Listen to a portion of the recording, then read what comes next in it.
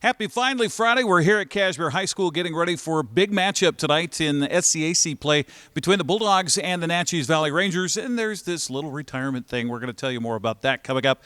What about that Seahawks game last night? There's a lot of people that tuned out, me included. I went over to the Kraken when the Seahawks were down 30-14 with about 10 minutes to go in the ball game. I thought, well, it's not going to happen. It did happen.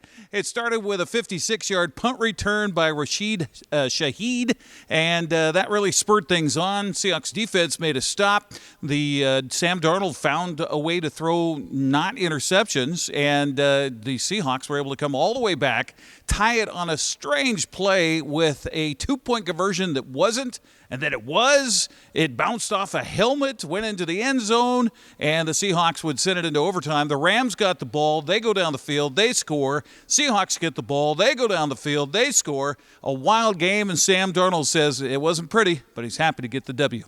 I didn't think we played our best football. I certainly didn't play my best football. We got a lot of work to do there, but at the end of the day, we won. And, that the team in that locker room, all the guys in that locker room, we work so hard for moments like this. Obviously, like I said, we got a lot of work to do, and we're going to continue to push and get better. But those guys in the locker room deserve a win like that. Shaheed said that they found something looking at film of the Rams that they thought they might be able to pull off that punt return that made the big difference last night. Based off the field position, we knew we were going to be able to get a return. We've been focused on that left return, field return all week.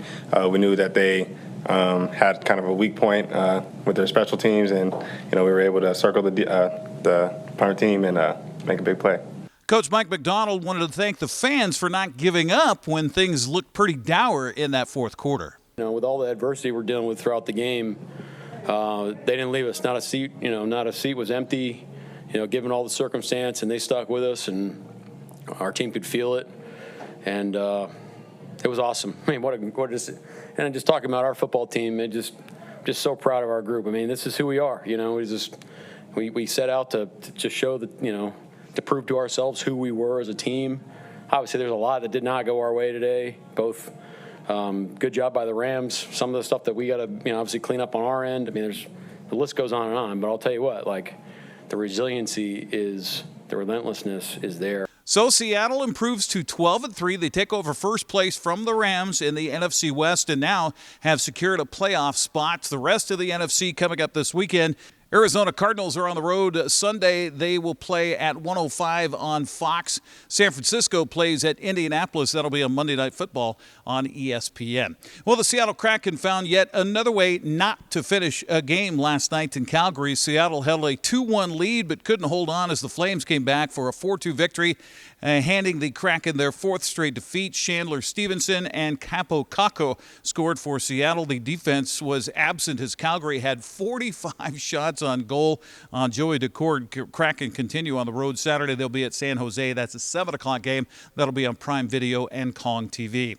Women's college basketball last night. UC Santa Barbara beat Eastern Washington 89-63. Coming up today, Washington State was on the road at Pennsylvania. Earlier today, Gonzaga visiting Missouri State on ESPN+. Number 22, Washington traveling to Stanford tonight to take on the Cardinal. That'll be at 7 o'clock on the ACC Extra Network. Eastern heads to Cal State Bakersfield tomorrow at 2 o'clock.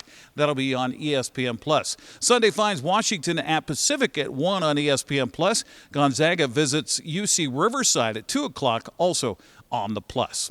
Men's basketball tonight. Washington faces Seattle University in the Battle for Seattle at Climate Pledge Arena. That tips at 8:30 on ESPN2. Tomorrow, Eastern visits Utah at 4 on ESPN+. Number 7, Gonzaga takes on Oregon Sunday at 3 in the Moda Center in Portland. That's on the Peacock Network.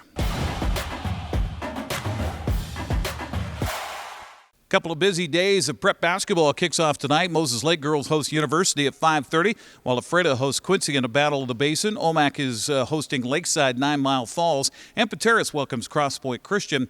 It's Chelan visiting Cascade at 5:45. Cashmere hosting its home opener against Natchez Valley right here at 5:45. We'll have that live on the NCWLIFE channel. Also, Tenasket takes on Colville at 6, while Soap Lake visits India. Coming up for the girls tomorrow, Pateros faces Nia Bay in Waterville at 11:30 in the morning.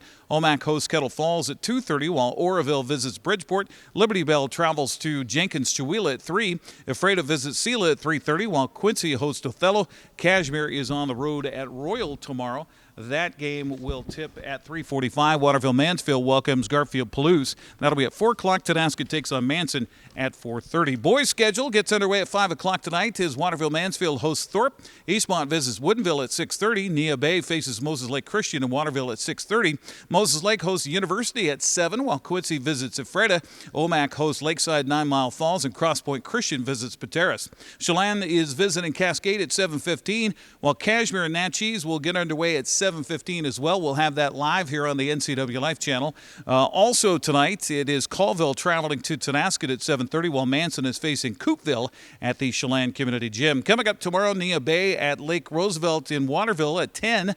Omak hosts Kettle Falls at 4, while Oroville plays at Bridgeport. Liberty Bell visits Jenkins-Chewelah at 4:30. Selah hosts Ephrata at 5, while Quincy hosts Othello. Cashmere visits Royal at 5:15. Tonasket takes on Manson at 6 o'clock. Of course, tonight is the night for the big tilt between Cashmere and Natchez Valley.